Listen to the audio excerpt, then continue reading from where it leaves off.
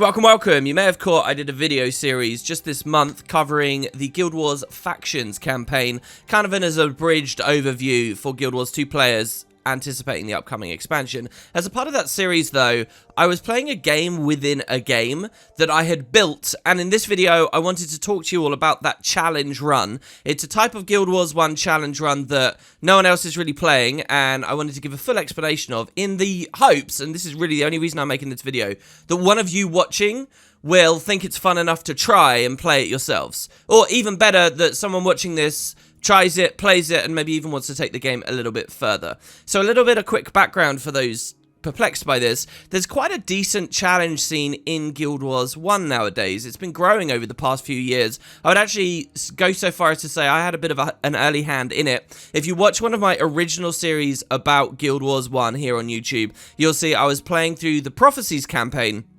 and I was trying to do it solo, without sequence breaking or getting skills out of turn, without using heroes, without using many of the basic consumables and so on, and I called it an Iron Man run. It was extremely difficult, and I was trying to get all the way to the end of the Fire Island chain. Nowadays, lots of people do Iron Man runs, many of them very similar to my rule set, or many of them only slight tweaks from the rule set that I myself played, and it really seems that people are gripped by it. I can only assume that challenge runs are improving in this game, because frankly people still in Guild Wars 1 kind of have all of the developer sanctioned tasks complete and many of the rewards that they will go for, so they're looking for more of a challenge. And the truth is, it's such a well-made RPG that's so versatile that a lot of the different things you can toggle and mess around with to take the game further. So I'm a long-time fan of challenge runs, and this latest one really goes to another level. I'm really excited and inspired by it. The idea is it deals with monster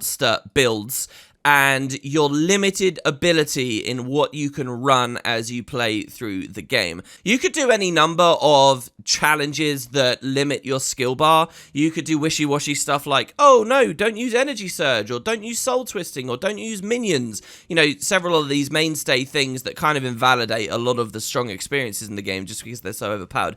You could do that, but I found that with this challenge and the idea of limiting to monster skills, you've got like a strong touchstone that even in some way feels connected with the devs, and an immediate, meaningful rule base that limits your strength, but still gives you lots of fun build crafts. So that's what I found really fun about the concept, and hopefully I've sold that idea to you guys, if not in this video, in the other ones that I made. So here's what you need for the challenge: as many skills unlocked as possible. You don't necessarily need your main character to have a ton of skills, though that will obviously help, but on your account you need lots of them unlocked. So if you've ever PvP'd and got a lot of Balthazar faction, then you're doing well. If you've just in general got a lot of heroes and been very exhaustive about PvE, then you're going to do very well. You want a lot of skills unlocked, and if you don't, well, you can spend some money and get some more, I suppose. And then obviously you do need access to heroes too. The spirit of this challenge is not just soloing the game or having your one build. The idea is building a team that synergizes together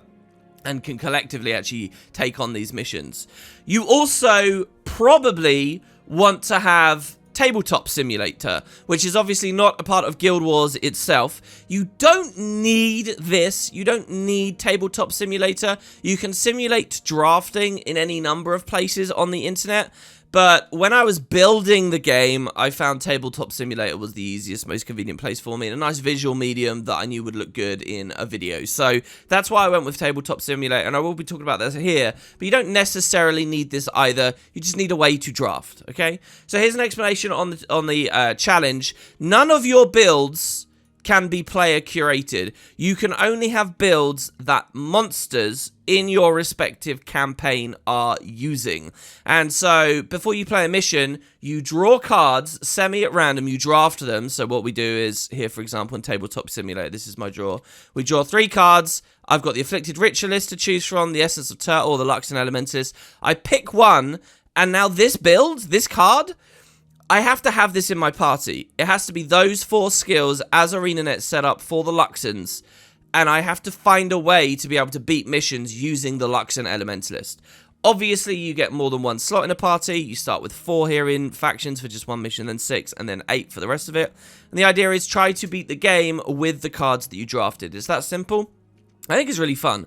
So in the series, you saw I actually failed at the challenge. It was way harder than I thought it was going to be. I actually couldn't even get through the Visitor Square mission. I'm sure I could if I had tried harder and if I had optimized the character's equipment and all that kind of stuff. But my main motivation really for that video series was for the Guild Wars 2 players and dealing with the Guild Wars 2 expansion. So rather than wasting days dealing with that, I just decided to drop the challenge there and say, look, I had failed it. So I haven't really playtested it, as I mentioned in those previous videos, and that's why I'd like a lot of other people trying this out, because the more people that do, the more playtesting we can have. What I would say as well is the version I was playing, I'm not sure that I actually figured out the right specific core rule base. So what I said in my version of the challenge was that every mission you could keep 2 monsters and then you would draft a whole new party. And in this way, you are slowly curating your team, but you are still forced to get rid of good builds if you have them. You're still forced to actually draft well each time. And as the campaign goes along and the challenge continues, you're actually getting a bigger and bigger total deck, which means that even though it gets really hard later and you're basically trying to beat these level 28 mobs, you know, at Raisu Palace with builds that only have a couple of skills, you've got a huge selection to go from, and hopefully you can find your way to muddle through. That was the idea of the challenge. I feel like I was drafting a bit too much, and I feel like actually I was going to have way too many cards at the end. Maybe that was just because of the way Tabletop Simulator was set up, and there were, you know, the board isn't properly built here so that I could actually have loads of cards on display. And I feel like that was a little bit messy. Maybe that's still the most fun way of doing the challenge, but I'm really open to other people playing this and contributing their ideas to make this a little bit more concrete. There were some other things as well. I wonder whether the player shouldn't actually be able to determine the attributes of the monsters, and I'll explain more of that in a second, because I've actually set up another side to the challenge that I think you guys will really quite like. If you want to play this, those are the basic rules. In the description, I have a link to my Google Drive where I'm hosting a folder. In that folder is the current rule set for the game as I conceived and imagined it, as well as exactly how to set up all these cards and all the art and everything that I built for this. I actually spent more time making art for this game and actually building this deck here than I spent recording the series itself in the end. Seriously, I made a whole campaign. This is just the factions campaign. Every creature, almost, unless they have really terrible builds, I built all these cards, and it will only take you 2 seconds to set this up if you would like to play it. From the main menu, you just click Create a Single Player Game, alright? And you go to Classic, Custom, and make your own custom board. And now it's telling you, okay, what do you want the cards to look like immediately? So you just browse to Monster Deck 1, which I've given you in the Google Drive folder, and just put that on the local. The back of the cards can be this Mission Complete concept, which I did. And then you just tell it that it's going to have 69 cards in the deck, which is how many cards are on that image. That's it. And then you just click Import. It also asks what the board should look like for funsies. So I just went with some Guild Wars 1 concept art. You could do anything you want. And there you have it. You're in. And you've got the deck. This is it. This is the whole game, right? So there you go, and you just right-click. You can draw. There's obviously a ton to Tabletop Simulator if you really want to go crazy with it. I don't even know Tabletop Simulator that well, but this is just a place where you can simulate a draft that you could do on any random website or, you know, on pen and paper or whatever you want to do, but really, Tabletop Simulator is one of the best ways to go with it, so I do actually have a second deck, which you can also import afterwards for the other half of the monsters, which is just as simple, really. But that's it. I recommend Tabletop Simulator just to any gamer in general, honestly. It's great. Okay, so I'll give you a full folder in the description. You just click that, download that, and you'll have everything. Rules on how to play and everything that you need to set it up. Now, once you guys are playing, please let me know what your experiences were like and what version of the challenge you did. I would love to hear about that. And you can change the rules, really. You can take this game further and tweak it so we can find really the best version. I'd love to hear about anyone doing that. Here are some of my immediate thoughts on major improvements for it. I'd like to set up the build library a little bit further, which I never finished. So what do I mean by that? Well, let's say we've just drawn a warrior in Tabletop Simulator, okay? I've just pulled the Naga warrior here, okay? So he obviously has, like, what is that? Dragon Slash, Signet of Strength, or is that just Genju Strike, Seeking Blade? you have to manually go through and set all this up, and that's kind of annoying. So what I actually did is, if I drew a warrior, let's kick Dunkoro here, and if I recruit a warrior, cost will be our Naga here. What I can actually do is just hit load template, and I actually have templates set up. So what did we draw? We drew a Naga warrior. Well, here he is, Naga warrior. And we implement him. And this is his builds. And this is his signet. And it's done. And there you have it. So it's actually a really quick and easy, snappy game to play, as long as this build library is finished. But I didn't finish the build library. I only did the warriors. And after I set the warriors up and realized that I'm probably personally not going to play the game again for a while, I didn't go any further. So if anyone wants to play this and wants to contribute, keep building into this. The folder I've linked to in the description has the build library so far as well. All you have to do is drop that into the My Documents folder, and there you have it. You have all the monster builds, and you can, you want to play a Sensali Carter, you throw it in there. Obviously, when it comes to warriors, you've got the idea of actually swapping physical weapons around. And that's another thing. I'm not sure about the core rule base in terms of, like, is everyone forced to use survivor insignias? Do we allow you to use runes? I didn't know if I really wanted an economic facet, so maybe we can find some consensus there if anyone wants to message me about this. I think it could be really fun, especially once the build library is done. But having the build library, I'm baking in attributes here. Like, I've told you that the Luxon Warrior has Tactics 9, Strength 9, Hammer Mastery 12 on this. So maybe I just say, well, the whole attribute selection part of the challenge isn't actually that fun. So let's just have the draft be, very, very definitive. If you draw this monster, this is how this monster looks. And you can change his equipment, but you can't change the other functions of him. And that's it, right? Maybe we could have it a little bit more concrete like that. So something about that feels quite appealing to me. So, finishing the build collection is something I would love someone to do if they wanted to. Another side of this as well is bosses. So, I had an earlier edition of this game where I didn't just have monsters here, but I had bosses too. So, monster builds are pretty good, and obviously I took the hard mode version of each monster, which generally gives you 4 to 6 skills, and nearly always one of them will be elite. I think there's one creature in this game. I think there's like 4 or 5 creatures that don't have elites, but many of those also have the opportunity to pick your own skill if you'd like, so that's fine. But in general, you get an elite skill, and you get, a rough baseline of strength. But then there's bosses, which have much more unique and interesting bars in general. Like, for example, the Yeti. There is no, in core Guild Wars factions, there is no Ranger variant of a Yeti. So you don't get to know what ArenaNet decided their skill bars would look like. Very knockdown oriented, as you can expect. But we don't get to see it, except for the fact there is a Yeti boss in, I think, like, the Sunqua Vale or something. And that Yeti boss shows you what the Yeti Ranger skills would look like, and has a totally unique elite. And there's all kinds of fun bosses around, but they tend to be just a little bit power crept over, say, a Madden Song Warden. Which, nonetheless, this was actually one of the builds I played in the series and was really fascinated by how just fun and different so many of these feel. You might not at first glance get a sense for how these are played, but they really are unique, and that's one of the things I loved about this challenge. You get so much gameplay variety. But so, bosses I wanted to find a way to include, and I probably would have gone to the length of finding that, but it would have, made the deck a lot bigger. I implemented maybe 100 monsters, and it probably would have, like, nearly doubled if I'd included all of the factions' bosses too. But that would have led to a wider range of elites, more interesting choices the player gets to make. Probably want to remove the Sick and Bear. So anyone who wants to take this game further, and please, this is an open invite. If you're watching this video, I'm really just making this so that people will play this and take the game further. Feel free to finish the build collection, decide what the attributes are, right? The actual in-game build collection, so that this is snappily playable for every profession. Feel free to add bosses. It's really easy to add cards in Tabletop Simulator. And even further as well, feel free to take this outside of Cantha. Obviously, all I've built is a Cantha edition. Well, what about a Prophecies edition?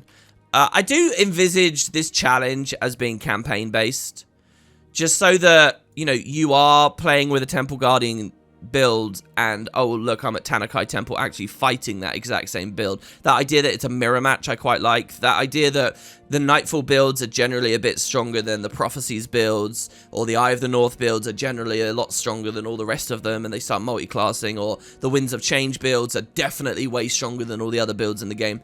So I feel like you should go campaign to campaign, but I mean, if someone adds all the monsters in Guild Wars 1 all in one giant deck and it's just complete, you know, free pick, it's like a wild format, then I mean, go for it. You totally could if you wanted to, but I just never made the art. Speaking of art, how did I do this? This is the wiki, so massive shout outs to the wiki. I screenshotted the name of the creature with its picture from the wiki, and then I screenshotted the skill bar as displayed by the wiki and slapped it on top. That is what I did, and it is inconsistent, and some of them are stretched in ugly ways. Sometimes I did concept art, like with the Island Guardian here, because there is a lot of really badass concept art, but sometimes, like, the wiki didn't have a good screenshot, so it looked like this. I never included, like, a rarity system, and I don't think that this challenge ever needs one. Maybe, like, way down the line, if someone's got die-hard interest in this, they could do something like that. But the cards don't contain information about attributes. They don't... Like, this Essence of Dragon, in theory, according to the current rules set, because it only has 3 skills, the player's allowed to define the 4th. But I don't have any asset on the card that shows that. There's no, like, unity to them, really. If someone wanted to make real card art out of these, oh my god, how cool would that be? And one of the kind of inspirations for this, for me, was somebody actually made a Guild Wars 2 card game. It's nothing like this, but they did, like, unique art on each of them. It's kind of amazing, really. So if someone wants to take the game further and do real card art, that's cool. And board art as well. All I did was I just took the screenshot of the loading screen from Guild Wars 1 and dumped it on the board. That's it. So it looks Canthan themed. But you could take this into Paint and add a little square up here that says graveyard, and you could add a little square up here that says discard pile, and you could add a little square down here that says, you know, current party or whatever. And I left the Tabletop Simulator stuff as well, exactly as it is. I've got, like, dice on the board, and I've got these markers and all kinds of stuff, which is completely irrelevant and unnecessary. If someone wants to really curate this, you know, put it on the workshop and all that stuff, because you can do amazing things in TTS, then you can do that as well, but I was pretty hands-off. So there's all kinds of fun places that you can take this. The final place that I think would be really interesting as well is, let's imagine a world where we've got a ton of... all the cards are implemented, even maybe bosses, and they're all in the library, like so.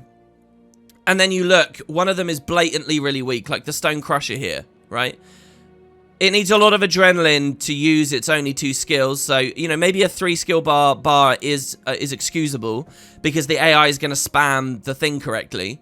But what if, basically, it's a rubbish build? This guy clearly could do with something else, some kind of adrenaline gain, like 4 Great Justice at least, right? So there's another version of the game where you actually curate these builds a little bit. So they're like monster builds, but the draft is a little bit more balanced. So there's not so many horrendously, obviously bad drafts. You know, if I pick 3 cards up and it's really obvious that this Afflicted Ritualist is way stronger than the rest because he has Flesh of My Flesh and all that stuff in there, I'll pick him. That doesn't happen in the game too much right now, and I don't want to discourage people from playing it by convincing you all that it's horrendously unbalanced, because I don't believe that. But you could actually start curating these builds a little bit, keeping them in the spirit of what ArenaNet did, but going further. I mean, that's a weird line to go down. I think you could have a much more satisfying gameplay experience if you did that. But then you also kind of remove the touchstone that this challenge is built around. You know, right now it's really interesting because you learn, wow, so this is how this build operates, that the devs implemented, that is there in Guild Wars 1, that you've just never had any appreciation for. Like, that's really cool. You kind of remove that. I'm kind of into the idea of it almost being like a simulation thing, you know? You're almost like simulating builds and matching them against one another. And if we, the player base that are authoring this challenge, are just curating everything, I wonder whether that detracts from the idea a bit much. But some of these builds are blatantly poor. And with every single one as well, many of you guys watching this are going to be thinking of it with a human eye. You're going to be imagining yourself playing it. But remember, these are builds designed for the AI to use. And the AI is terrible with some skills and wastes all of its energy on unnecessary things and doesn't prioritize things, doesn't even use things correctly in some places. So someone with like a really encyclopedic knowledge of how the AI operates with skills could curate this in some fantastic ways, you know, add a little bit more variety. Like a lot of the warriors have very similar abilities, you know. So there's so many places you could take this. Like, that's just a testament to how well built and how cool Guild Wars 1 is, honestly, as an RPG. I think it's so awesome. And those are my thoughts, really. I will say, if you want to do this, just send me a message on Discord. Obviously, the link is in the description. Just download the folder, play it for yourself, see how you feel, and message me on Discord. If I get more than one person who talks to me on Discord, I'll throw us into a group chat and we can talk about it. Let me just be clear. I personally am not going to be taking this game any further. If people watching this video think, all right, it's interesting, but whatever. This game dies here. That's it. It's over, because I really need to focus on other projects. But I would love to be a part of a conversation with other people who are taking it further and see what you guys are doing, and let other people who still understand more about Guild Wars 1 than me, because my knowledge base and understanding of this game is drifting, obviously, as the years pass and I dedicate myself to other games. But there's other people who are really into the game at the moment and can learn this. I'm not saying that taking this further is exclusively something that die-hard Guild Wars 1 fans should do. Even very casual Guild Wars 1 fans can come in and pick up the reins, really. And look, if people do that, don't forget, I do get gems. So if people do, I will, and we see progress, I'm happy to offer, you know, various collections of 400 gems to contributors and people who actually push this scene a little bit further. So that's it. That's Monster Drafting. Don't forget, the link to the folder is in the description. You could be playing it in moments. I've also included some concepts for other games using this idea, like you can only have one monster, but can you beat the game? Or you can only use monsters you find, like a bit like playing Pokemon, or you can only use certain tribes. Can the Wardens beat the game? And so on. All that kind of information is in the folder. Cheers, guys. Have fun with it all, and I'll see you next time.